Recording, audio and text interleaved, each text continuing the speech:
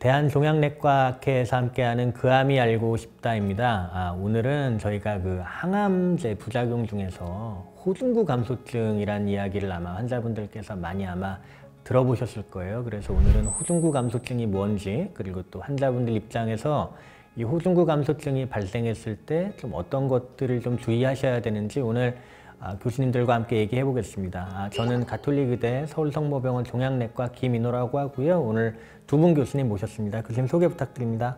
안녕하세요. 저는 한림대 성심병원 혈액종양내과에 근무 중인 김범준 교수라고 합니다. 반갑습니다. 네, 안녕하세요. 저는 가톨대학교 성민센트병원 종양내과에 근무하고 있는 김현호입니다. 교수님 반갑습니다. 네. 네. 사실 제가 이거 저희가 기획하면서 어떤 교수님들을 좀 모셔야겠다 생각하고 염두에 분들이 몇 분 계신데 그 중에 한 분이 교수님이십니다. 학회에서 정말 너무 강의도 잘해주시고 그러셔가지고 제가 오늘 꼭 한번 모시고 싶었는데 너무 감사합니다. 네. 그래서 오늘은 김범준 교수님 그리고 이제 우리 김현호 교수님 모시고 조금 얘기를 한번 해보려고 하는데요. 처음에 얘기 드린 것처럼 호중구 감소증에 대해서 오늘 첫 번째 얘기해 보려고 합니다. 네, 교수님 그러려면 일단 호중구가 뭔지 한번 얘기를 해봐야 될 것 같은데요. 교수님 혹시 호중구가 어떤 건가요? 그 호중구라는 것은 여러 가지 이제 백혈구 여러 가지 종류 중에 하나인데요. 백혈구들은 그 종류에 따라서 다 이제 면역력을 유지하는데 각기 중요한 역할을 하고 있습니다. 근데 이제 특히 호중구는 중증 감염을 유발하는 세균 감염이나 아니면 곰팡이균 감염을 방어하는 데 결정적인 역할을 하거든요. 그렇기 때문에 여러 가지 종류의 백혈구 중에서도 유난히 이제 저희가 호중구 수치를 유심히 보는 것입니다. 그러면 방금 호중구가 이런 면역력에 관련된 것이라고 얘기를 해주셨는데, 그러니까 이제 항암 치료할 때 이런 면역력이 중요하다는 건 잘 알려져 있는데, 그러면 김현호 교수님 이런 항암 약물 요법을 받으시는 모든 암 환자분들이 모두 호중구 감소증이 나타날 수 있는 건가요? 네, 모든 환자가 발생하는 것은 아닙니다. 최근에는 이제 면역치료제나 표적치료제들을 많이 사용하는데 이러한 약제들보다는 이제 세포독성 항암제, 저희가 일반적으로 사용하는 항암제들에서 주로 호중구 감소증이 유발됩니다. 세포독성 항암제의 그 작용 원리 자체가 빠르게 분열하는 세포를 공격하는 것이기 때문에 정상세포 중에서도 상대적으로 빠른 분열을 보이는 점막세포나 이제 지금 백혈구가 포함되어 있는 이제 골수의 혈액세포 등에서 손상을 받을 수 있습니다. 이 골수에서 만들어내는 대표적인 혈액세포가 호중구인 것이죠. 그러면 얘기를 들어보니까 우리가 여러 항암제 중에서도 특히나 세포 독성 항암제, 우리가 사실 흔히 옛날 항암제 그런 것들이잖아요. 아마 그런 것들이 호중구 감소증이 더 발생하기 쉬운 것 같은데, 그렇다면 환자분들이 그런 호중구 감소증이 발생하게 되고 뭔가 그런 감염에 굉장히 약해지는 상황, 그런 상황이 굉장히 생긴다면 환자분들께서 좀 막연히 불안해하실 것 같아요. 항암 치료 받으시는 동안에 집에서 혹시 본인이 호중구 감소증이 생겼는지를 좀 자각하게 될 수 있는 그런 뭐 증상들이 있습니까? 이것이 좀 애매한 것이 사실은 호중구 수치 자체가 떨어지는 것만으로는 증상이 동반되지는 않습니다. 그렇지만 저희가 이제 걱정하는 이제 중증 감염이라든지 감염증이 동반되는 경우에는 많은 경우에 이제 발열이 동반되기 때문에 항암 치료 후에 집에서 지내시다가 열이 난다? 그러면 호중구 수치가 혹시 떨어졌을지 확인하기 위해서 병원에 내원하시는 것이 좋습니다. 특히 이제 일반적인 경우에는 항암 치료 후에 일주에서 2주 사이에 백혈구 수치가 가장 많이 떨어지기 때문에 항암 후에 집에 가서 일주에서 2주 사이에 열이 난다? 그러면 유심히 관찰하실 필요가 있습니다. 가장 많이 물어보시는 것 중에 하나가 바로 다음날 항암 맞고 떨어지는 일은 잘 없어요. 그래서 보통 한 일주일에서 한 보름 정도로 우리가 보통 얘기를 많이 드리는데, 방금 교수님 얘기하신 것처럼 또 많이 물어보시는 게 환자분들이 제일 이거 많이 물어보시는 것 같아요. 열 나면 병원에 오라고 하는데 그러면 몇 도가 열이냐, 그런 얘기 정말 많이 물어보시잖아요. 김현호 교수님 혹시 우리가 뭐 딱히 정해진 거는 없겠지만 그래도 일반적인 좀 얘기를 좀 해주시면 좋을 것 같거든요. 그러니까 열이 난다라는 것은 기준은 이제 일반적으로는 이제 경구, 입 안에서죠. 체온계로 38.3도 이상의 발열이 이제 확인이 된다거나 아니면 38도 이상의 체온이 1시간 이상 지속되면 이제 열이 난다. 이렇게 보실 수 있을 것 같습니다. 이제 이게 교과서적인 정의는 사실 이거 말고도 뭐 직장 체온도 있고 여러 군데에서 체온을 재는 방법들이 있어서 복잡한데요.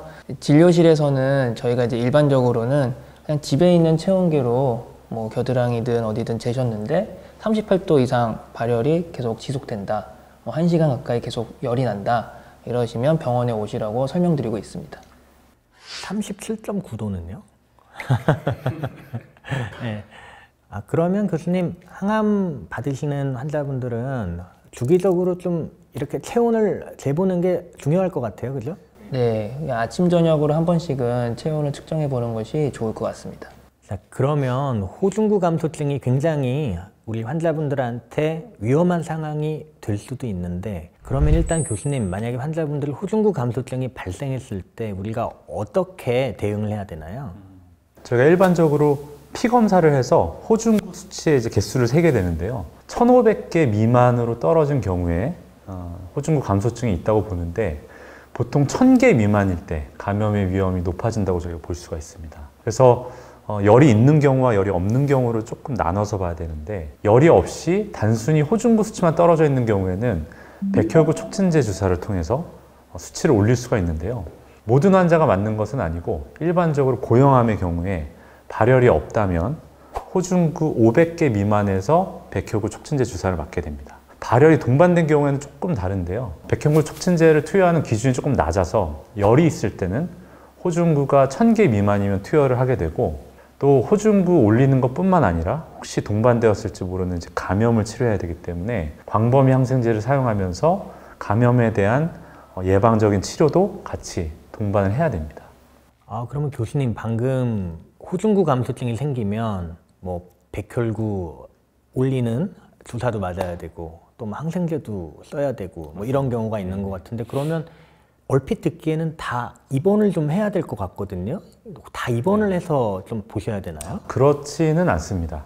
호중구 감소성 발열이 있는 환자가 외래를 오면 일단 주치의 교수가 환자 평가를 하게 되는데요. 환자의 증상이라든지 기저질환, 피검사 결과 이런 것들을 다 종합적으로 평가해서 위험도를 나누게 됩니다. 위험도가 높은 중증 감염이 생길 고위험군에 대한 환자들은 입원해서 정맥용 주사를 항생제를 쓸 수 있지만, 위험도가 더 낮은 경우에는 경구항생제를 쓰면서 외래에서 추적 관찰할 수도 있습니다. 교수님, 그러면 사실 저희가 그런 경험 되게 많잖아요. 환자분들이 항암 한 번 하고 나서 호중구가 너무 많이 떨어지고 그것 때문에 굉장히 고생하시는 경우도 꽤 있고, 맞습니다. 방금 감염이 있었을 때 굉장히 뭐 오래 항생제도 쓰고 막 그러다 보면 사실 다음 항암을 이제 못하는 게 아닌가, 약간 그런 걱정도 좀 들거든요. 네. 혹시 이런 호중구 감소가 있을 때 다음 항암 할 수 있는 건가요? 이제 환자 입장에서 다음 차수의 항암을 내가 할 수 있나? 이거 중단해야 되는 거 아닌가? 이런 걱정을 좀 하실 수 있는데, 실제로 그렇지는 않고요. 환자가 이제 덜컥 겁을 먹을 수 있습니다. 다만 불필요하게 과도한 걱정을 할 필요는 없고요. 한번 부작용이 생겼다고 해서 항암 치료를 중단해야 되는 것도 아닙니다. 저희가 이제 평가를 하게 되는데요. 호중구 감소의 정도, 얼마나 많이 떨어졌는가, 그리고 얼마나 오래 지속되는가를 이제 고려해서 다음 항암 일정을 일주일 내지는 2주일 연기하던가, 아니면 항암제 용량을 줄이는 방법이 있습니다. 그래서 이렇게 치료를 조정하면서 다음 차수 항암을 진행할 수가 있고요. 환자분들이 이제 꼭 기억하셔야 되는 것은, 호중구 감소증은 누구에게나 생길 수 있고, 항암 치료의 일정이나 용량을 조정하면 다시 생길 수 있는 위험을 줄일 수 있기 때문에 주치의 선생님과 잘 상의해서 치료를 정상적으로 이어가시면 된다, 이렇게 이해하시면 되겠습니다. 사실 방금 교수님 얘기하신 것처럼 그런 항암제 용량 조절이라든가 뭐 이런 것들, 사실 저희 종양내과 교수님들은 뭐 뭐든 너무 잘 하시잖아요, 그렇죠? 예, 그래서 아마 환자분들 너무 크게 걱정 안 하셔도 될 것 같아요. 그러면 김현우 교수님, 호중구 감소증이 발생 안 하면 제일 좋은 거잖아요, 사실. 혹시 좀 안 생기게 예방하거나 할 수 있는 방법이 있나요? 저희가 다 100% 예측할 수는 없기는 하지만 항암 치료별로 발생 가능성을 조금 구분하기도 합니다. 그래서 일반적인 경우에는 이제 항암 치료를 했을 때 호중구 감소증 발열이 발생할 가능성이 좀 꽤 있을 것 같다. 가령 한 20% 이상.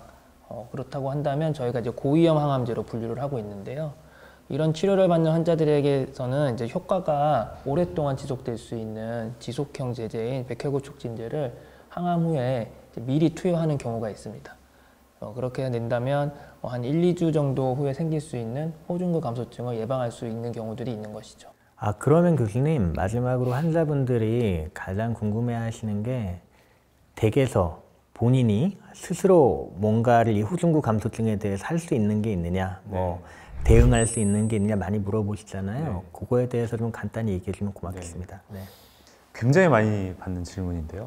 이제 환자들이 이제 진료실에서 특히 이제 호중구뿐만 아니라 면역력을 높이고 싶다 해서 뭐 어떤 음식을 먹으면 되냐, 어떤 영양제를 먹으면 되냐 많이들 물어보시는데, 사실은 호중구 수치를 높이는 데는 병원에서 사용하는 백혈구 촉진제 외에 음식이나 건강 보조식품은 아직 이제 호중구를 올린다고 증명된 것들은 아직은 굉장히 부족한 상황입니다. 결국은 이제 면역력이 떨어졌을 때 감염을 어떻게 예방할 것인가가 중요하고, 그 부분에 대해서 이제 환자가 할 역할이 있는 것들인데요. 잘 아시는 것처럼 손위생 철저히 하는 거 중요합니다. 그리고 특히 면역력 떨어진 상태에서는 우리 몸에 정상적으로 있는 세균들이 침투하면서 생기는 기회 감염이 생길 수 있기 때문에 기본적인 뭐 구강위생 그리고 항문위생과 같은 기본적인 청결을 유지하는 것이 중요하다고 할 수 있습니다. 아, 두 분 교수님 오늘 그 상세한 설명 정말 감사드리고요. 사실 호중구 감소증이 환자분들이 가장 두려워하시는 것 중에 하나인 것 같아요. 근데 이제 잘 관리하시면 충분히 항암 받는데 문제 없고, 또 종양내과 선생님들은 워낙에 잘 관리를 해주시기 때문에 앞으로 이런 것들을 잘 숙지하셔가지고 좋은 항암 잘 받으셨으면 좋겠습니다. 이 세션은 여기까지 하겠습니다. 네, 고맙습니다. 감사합니다. 네. 네.